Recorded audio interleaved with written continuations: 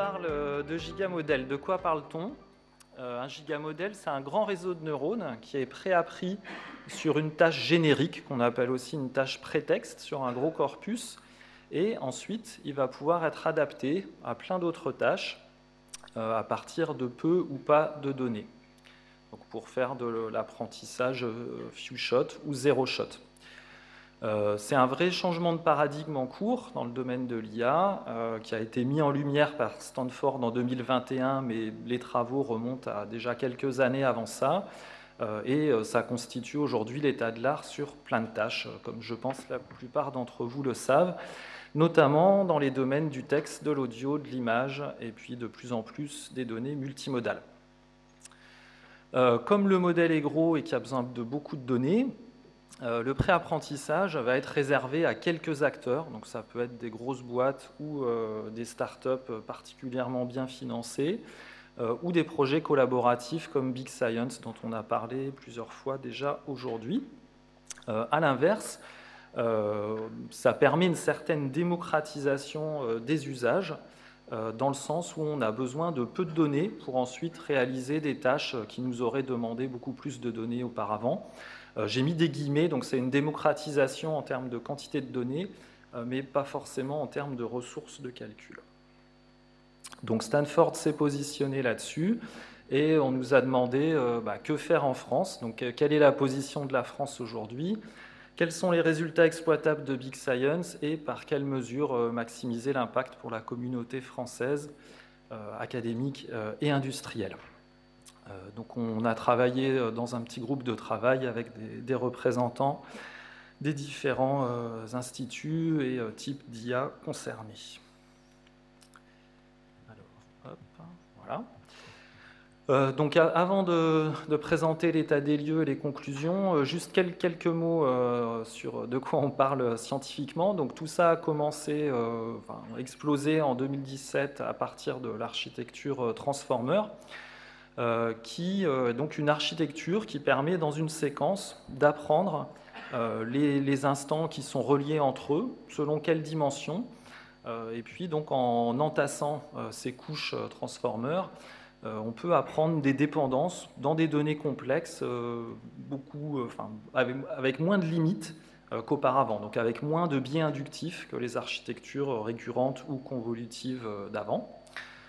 Évidemment, la contrepartie, c'est que pour les apprendre, il faut plus de données, mais heureusement, cette architecture Transformer, elle est facilement parallélisable, et donc le temps de calcul augmente finalement pas tant que ça pour apprendre des choses plus complexes.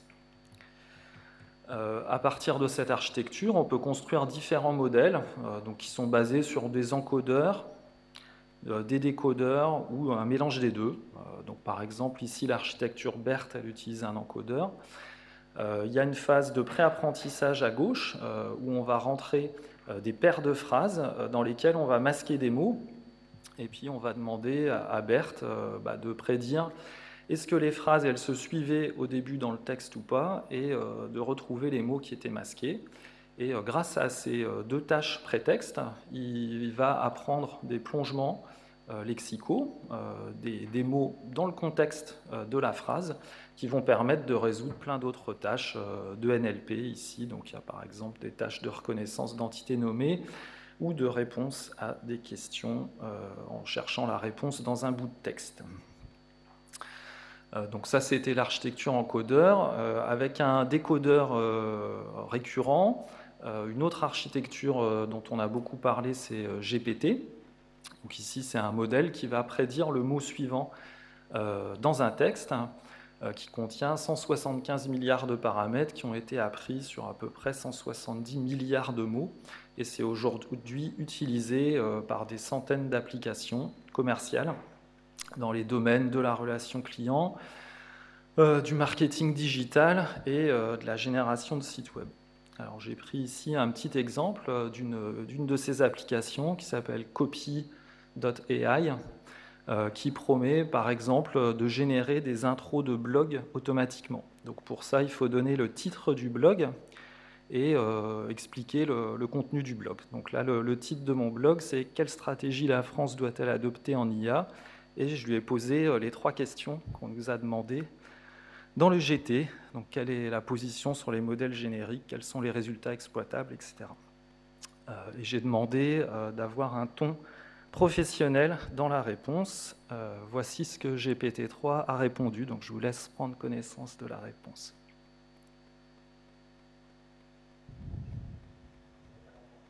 Vous ne la voyez pas? Voilà.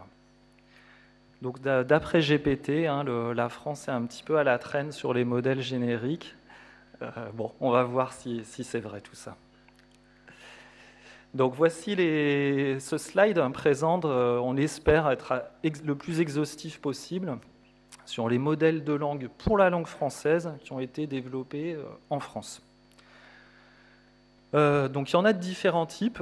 Sur la partie gauche, ce sont des modèles génériques en termes de contenu linguistique. Et donc je les ai regroupés par des modèles plutôt de type encodeur ou décodeur ou les deux à la fois. Donc là-dedans, il y a en particulier Camembert, Flaubert, Pagnol, Cédy, dont vous avez peut-être entendu parler. Et puis à droite, toute une série de modèles spécialisés dans différentes variétés du français. Donc, ici, on a des modèles pour les réseaux sociaux, pour les tweets et la langue juridique, pour des transcriptions écrites d'émissions de radio-télé. Donc ça a été appris sur des transcriptions et puis évidemment, ça va bien fonctionner sur ce genre de contenu. Également pour le français moderne, qui est le français du XVIIe siècle, et pour l'ancien français, qui était celui avant le moderne. Dans les acteurs qui sont impliqués, donc vous voyez donc l'équipe Almanach INRIA, le LIG, le LLF, le CEA List, le Listen. Donc il y a des acteurs à la fois dans le domaine du traitement automatique des langues, mais également plutôt dans le domaine de la linguistique et des humanités numériques. Donc modèle de langue en France et pour le français. Comment ça se compare à d'autres pays? En fait, si on va regarder ailleurs en Europe, les grandes langues comme l'allemand, l'italien, le néerlandais, et il y en a plusieurs autres, sont toutes à peu près au même niveau. Donc avec des modèles de taille de quelques centaines de millions à quelques milliards de paramètres, d'architecture BERT ou d'architecture GPT. Et on constate la même chose en Israël ou pour la langue arabe. Il y a deux grosses exceptions dans le monde. Alors, si on accepte l'anglais, qui est évidemment toujours l'exception parce qu'il a beaucoup plus de données que les autres, il y a deux exceptions notables qui sont en Corée pour la langue coréenne et donc en Chine, pour le chinois, mais pas seulement, puisqu'il y a d'autres langues dans ce modèle-là. Et donc ces deux modèles, ils ont 204 milliards de paramètres pour le coréen et puis 1750 pour Wudao 2, qui est le chinois. Donc ils explosent totalement en termes de taille tous les modèles dont on vient de parler. D'où Big Science, qui est le projet en France et en Europe qui a un nombre de paramètres, alors certes pas comparable à Wudao 2, mais qui est bien supérieur aux architectures BERT ou GPT-2 que j'ai présenté 2 slides avant. Donc on en a déjà beaucoup parlé aujourd'hui de Big Science, donc un projet piloté par Hugging Face avec plus de 1000 participants de 60 nationalités. En France, les gros acteurs, l'équipe INRIA Almanach, le Listen, Naver Labs, FAIR, Hugging Face, Lighton et quelques autres. Une partition de calcul dédiée et un soutien des équipes de Janzay. Tout ça pour apprendre deux types de modèles différents. Donc il y a un premier modèle T0 pour l'anglais avec 13 milliards de paramètres qui a été terminé en décembre dernier. Et en ce moment, le modèle Bloom qui est en train d'être appris pour 46 langues avec 176 milliards de paramètres qui devrait être fini à la fin du mois ou tout début du mois prochain. Et il y a également une version plus petite de Bloom qui est apprise sur le même corpus de 46 langues. Dans ce projet, évidemment, un résultat important, ce sont les modèles eux-mêmes, mais au-delà de ça, il y a plein de choses qui ont été apprises et réalisées qui sont des jeux de données, les logiciels libres avec lesquels l'apprentissage a été réalisé, et des chroniques qui relatent finalement tout ce qui a marché et ce qui n'a pas marché, et qui sont une mine de savoir-faire pour refaire ce genre de choses par la suite. Aussi des résultats d'évaluation des modèles sur des tâches différentes, toute une série de publications scientifiques, et puis enfin l'infrastructure de calcul et le savoir-faire acquis par Jean Zay, où, comme Pierre-François l'a dit tout à l'heure, ça a radicalement changé les choses aussi pour Jean Zay, pour le bien de toute la communauté nationale. Aujourd'hui, en Europe, plusieurs initiatives similaires voient le jour. Donc, il y a notamment OpenGPTX en Allemagne, qui est un projet porté par Fraunhofer, IAIS et IIS, avec des centres de calcul, TU Dresde et Jülich, et puis des startups et des centres de recherche dans le domaine de l'IA, tels que DFKI et Aleph Alpha. Les objectifs précis de OpenGPTX ne sont pas encore totalement clairs, mais la promesse, c'est un grand modèle de langue libre made in Germany. Les projets européens dans le domaine de l'IA, donc les actions de coordination dans le domaine de l'IA, plusieurs d'entre elles aussi insistent sur l'importance d'avoir des gigamodèles souverains en Europe, donc calculés sur des données et dans des centres de calcul européens, et sur l'importance à terme que ces modèles répondent à l'objectif d'IA de confiance par la frugalité, le caractère multilingue, l'absence de biais, l'exactitude factuelle et la responsabilité juridique, avec différentes approches pour répondre à ces besoins à terme. Les projets dans le domaine de la langue, European Language Equality, European Language Grid, European Language Resource Coordination et la DG Connect ont aussi un ensemble d'objectifs dans le viseur. Le premier d'entre eux, c'est un Language Data Space. Donc, vous savez qu'au niveau européen, il y a toute une série de data spaces qui sont prévus. Et donc, il y en a un spécifiquement pour ces questions de langue et de multilinguisme, avec un appel qui devrait paraître à l'automne 2022, si je ne dis pas de bêtises. Et donc, tous ces projets insistent sur le besoin d'avoir des modèles et des corpus libres pour toutes les langues officielles européennes, pas seulement les grandes langues dont j'ai parlé, avec un focus en particulier sur la multimodalité, l'IA conversationnelle et l'intégration avec des connaissances symboliques. Et enfin, il y a un projet Horizon Europe de l'année dernière qui vient d'être accepté, qui est censé relever le défi d'entraîner des modèles de langue type GPT pour toutes les langues officielles européennes. Donc ça, c'était vraiment pour la langue, au sens de la langue naturelle. Ces modèles, ils commencent de plus en plus à être appliqués à d'autres formes de données, en commençant par d'autres formes de texte, telles que du code informatique, des partitions musicales ou des séquences ADN et ARN. Donc à ce stade en France, on n'est pas très présent sur ces sujets-là, mais bon, on sent ça commence à émerger dans les labos et qu'on devrait voir des choses dans 1 ou 2 ans. Et puis donc quelque chose qui bouillonne de plus en plus, c'est autour de la multimodalité et en particulier avec des images. Donc ici, j'ai représenté un résultat du modèle DALL-E 2 d'OpenAI qui est sorti en début de mois. Alors, quand je dis sorti, c'est pas public, mais le modèle existe et voilà le genre de démo qu'on peut voir. Donc c'est un modèle qui peut transcrire sous forme d'image une requête textuelle. Donc on peut lui demander par exemple de sortir une image d'un astronaute à cheval dans un style photoréaliste et il nous sort l'image de gauche, ou un astronaute qui se repose à la plage dans l'espace dans un style vaporwave, je ne sais pas comment on dit en français. Donc vous voyez que le style des images est assez réaliste et que le modèle a vraiment été capable d'interpréter des concepts du texte qui ne sont pas de la simple juxtaposition de mots. Il y a quand même un début de raisonnement dans ce type de résultat. Alors, qu'est-ce qu'on fait à ce sujet-là en France, sur les données multimodales? Il y a un certain nombre de travaux sur la parole, en particulier autour d'un modèle qui s'appelle Wave2Vec 2.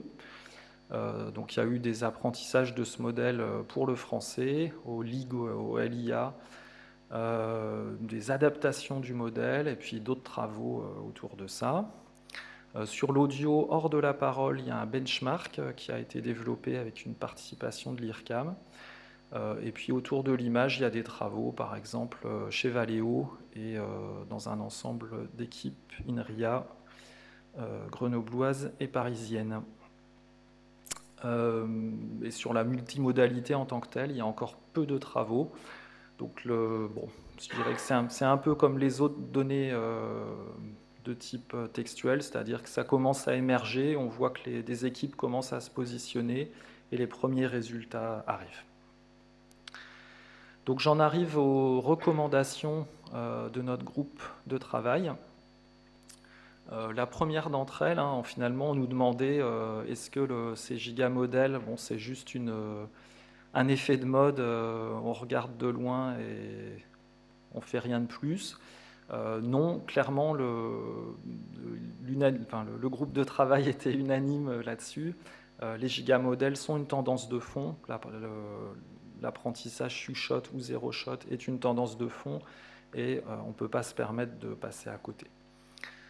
Deuxième constat, les modèles monolingues français, pour ce qui concerne la langue, dépassent les modèles multilingues. On ne peut pas donc non plus se contenter de dire il y en a d'autres qui feront des modèles multilingues et puis on utilisera la partie française du modèle.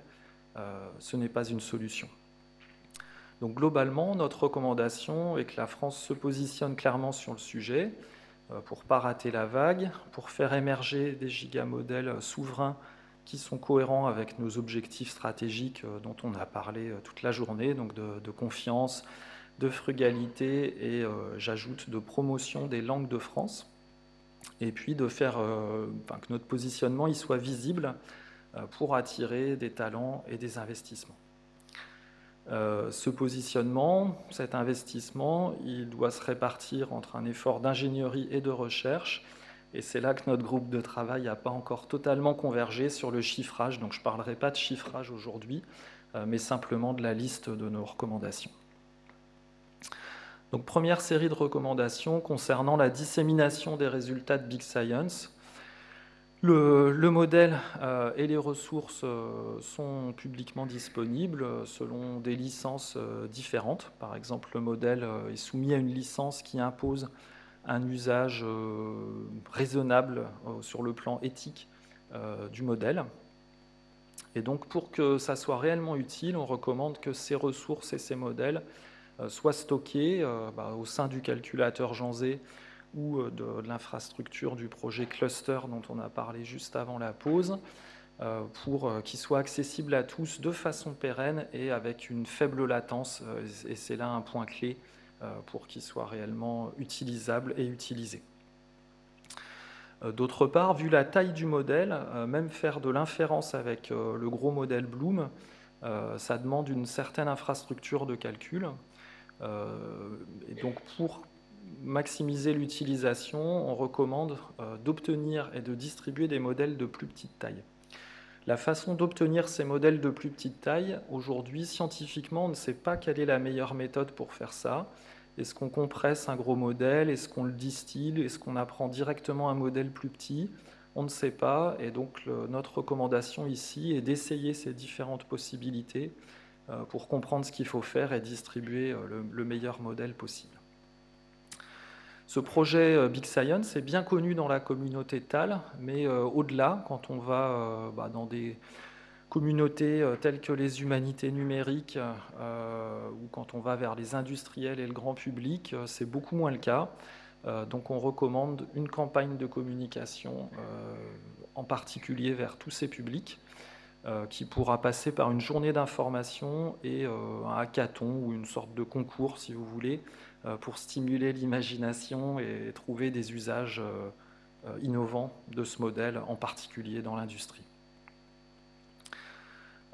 Un autre output important du projet, c'est tout ce qui est savoir-faire pour déployer des modèles d'une telle taille sur un cluster comme Janzé. Et il nous paraît très important que ce savoir-faire ne se perde pas et qu'il y ait donc un effort de formation initiale et continue qui s'appuie sur les cours existants de Janzé, mais qui se déploie bien au-delà des publics actuels. Et enfin, on recommande de diffuser au niveau européen tout ce savoir-faire, puisqu'il va y avoir des besoins importants au niveau européen, comme je vous l'ai expliqué. Et donc, il s'agit que tout ce qu'on a appris serve aux autres, et puis également qu'on soit bien positionné dans ce nouveau paysage européen des gigamodèles. Notre deuxième série de recommandations concerne la partie ingénierie, qui est très importante. Donc en gros, pour faire des bons gigamodèles, il faut à la fois de la bonne recherche et une bonne architecture de calcul avec le savoir-faire derrière.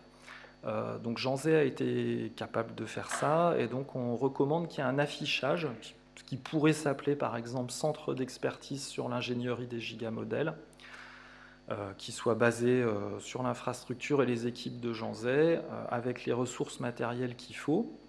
Et donc ce centre d'expertise, il sera chargé notamment de disséminer les résultats de Big Science sur la partie ingénierie, de contribuer à l'apprentissage de nouveaux modèles et de contribuer à la création, à l'émergence de ce réseau européen d'infrastructures de calcul qui sera chargé d'apprendre les futurs modèles européens.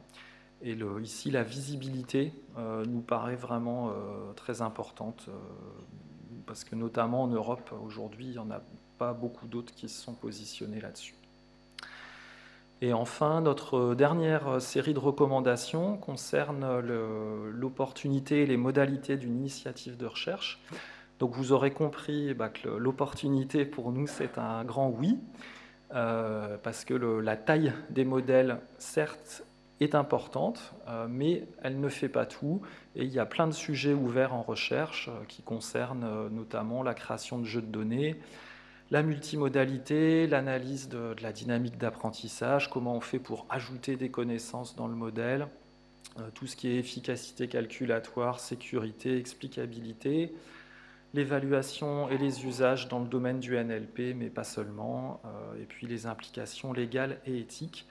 Et donc pour permettre à ces recherches de se déployer, nous recommandons qu'un appel à projet soit ouvert avec le plus ouvert possible, avec un focus évidemment tal, parole, multimodalité qui sont les gros sujets aujourd'hui, mais sans perdre de vue les autres modalités et les autres applications. Et également que cet appel à projet permette la création de jeux de données pour les langues de France. C'est là un point critique pour que tout ça fonctionne. Voilà, j'en ai terminé. Je vous remercie pour votre attention.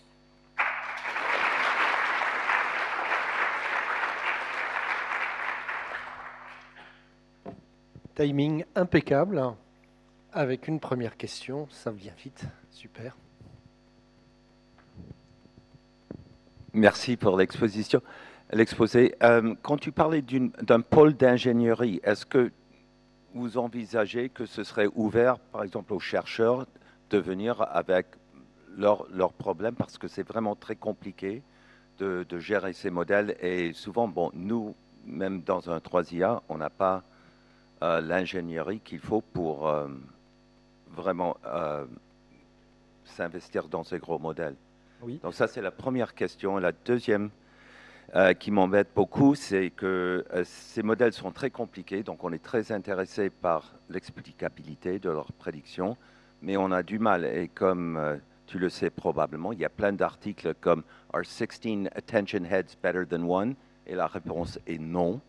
Donc, les Américains ont mis des tas de choses dans cette architecture sans savoir qu'est-ce qu'ils faisaient du tout. Pourquoi on a 12 niveaux et pas 9 ou 10 ou 6? toutes ces questions vraiment assez fondamentales sont pas du tout, les réponses, je crois, ne sont pas du tout claires. Et je crois que c'est plutôt urgent, si on veut se lancer dans cette course, d'avoir une vision un peu plus claire. Qu'est-ce que font ces divers niveaux? Qu'est-ce que font la matrice? Qu'est-ce qu'elle fait, la matrice d'attention? Et on a ces articles aussi de ETH Zurich où disent à la fin de plusieurs niveaux, on n'a même plus la traçabilité des entrées des données dans les calculs de la machine. Donc ça, c'est un peu grave pour avoir vraiment une théorie, une explicabilité de ces réseaux, quoi. Oui. Alors, donc évidemment, je n'ai pas la réponse de l'explicabilité, mais je suis totalement d'accord avec tes remarques et c'est vraiment pour ça qu'on recommande d'avoir un appel pour de la recherche, parce que ce n'est pas qu'une question d'ingénierie et plus on est gros, mieux c'est, quoi. Il y a des vraies questions de recherche. Donc ça, je suis totalement d'accord et puis j'espère qu'on avancera grâce aux projets qui seront soumis en réponse à cet appel, si le ministère décide de financer, évidemment. Ensuite, sur le pôle d'ingénieurs, donc aujourd'hui dans Janzé, comme Pierre-François l'a présenté tout à l'heure et qui n'hésite pas à compléter ma réponse, donc il y a un certain nombre d'ingénieurs qui sont là pour répondre à des demandes de ce type, avec des compétences à la fois dans le domaine du calcul et des compétences qu'ils ont acquises dans les domaines de l'IA. Voilà, ça existe aujourd'hui et nous on pense qu'il y a besoin de donner une grosse visibilité à ça pour attirer plus d'investissements dessus, pas seulement public mais privé également. Voilà, et n'hésite pas à compléter. Une autre question? Oui. Merci beaucoup. C'est très, en ce moment, c'est très actif la discussion à propos de ces systèmes, en particulier avec Lambda et les derniers textes qu'il a sortis et l'interprétation mystique. Donc, ma question, en fait, c'est pour poursuivre sur la question précédente. Je vois bien l'intérêt en termes de problématiques à poursuivre d'une manière à ne pas se faire dépasser sur ces sujets-là. Ce que je vois un peu moins bien, parce que tu as présenté très peu d'exemples en fait, c'est l'utilité, les applications des systèmes. Parce que jusqu'à présent, on voit des choses un peu anecdotiques, disons, qui font sourire ou pas. Mais je ne vois toujours pas très bien l'utilité au sens application de nouveau. Hein. Je ne dis pas que s'il n'y a pas d'application, il ne faut pas le faire. Mais quelles sont les applications véritablement? Tu veux répondre, Nicolas? Oui. Une des choses qui est le plus intéressant avec ces modèles, c'est que tu n'as pas besoin de faire un modèle dédié de plusieurs tâches, que cette idée de fine-tuning est vraiment très puissante. Donc tu pars avec un truc que tu maîtrises pas très bien, mais tu peux l'appliquer à plein de tâches. Donc nous, on l'applique à trouver la structure discursive d'un texte ou d'une conversation, une tâche qui est super difficile et ça requiert des données particulières, difficiles à avoir. Entraîner une architecture spécifique, c'est très coûteux, mais on arrive avec une architecture transformer de faire du fine-tuning qui coûte pas beaucoup et qui est plus que state of the art. Donc, ça accélère le travail sur les modèles en langage de façon assez intéressante pour nous. Voilà. Oui, alors en fait, c'est vrai que quand tu vois GPT, la génération de texte, on peut se poser des questions. Sur les approches plus d'analyse et de génération d'embedding, clairement, les embeddings sont de bien meilleure qualité que les approches précédentes. Sur tous les benchmarks, que ce soit en NLP ou en parole, scientifiquement, on mesure que ça explose des techniques précédentes. Et donc, pour tous les usages, ils sont nombreux. Je sais pas, en parole, je pense par exemple à la reconnaissance de la parole et à l'IA conversationnelle avec la reconnaissance d'intention, etc. ça marche mieux qu'avant. Et ça, ce sont des applications qui aujourd'hui existent déjà et donc s'améliorent. Voilà, peut-être la génération de blogs automatiques. Bon, personnellement, je suis d'accord que c'est peut-être pas génial, mais bon, après je pensais dans l'appel qu'on souhaite le plus ouvert possible. Donc notre groupe souhaite que ça soit aussi ouvert aux partenaires industriels. Et donc j'espère qu'on aura des usages à la fois responsables et innovants qui seront proposés en réponse à cet appel. Juste une toute dernière question, puis on s'arrêtera là. En plus, c'est une question pas très intéressante, mais j'ai peut-être mal compris, mais j'ai cru voir passer sur une des slides que Willow faisait des trucs style Wall-E et que c'était en grand contraste avec le leading work d'Andrew Disserman à Oxford. Mais autant que je sache, on ne fait pas ça chez Willow. On ne fait pas de trucs de type Wall-E chez Willow. Donc Benoît Sago m'a dit qu'il travaillait avec comment il s'appelle? On fait du truc avec du texte et des images, mais on ne fait pas de synthèse d'images à partir. Non, c'est pas de synthèse d'images. C'est sur la partie multimodale et traduction utilisant l'image. Je me disais, tiens, il y a des choses dans mon labo que je connais pas. Non.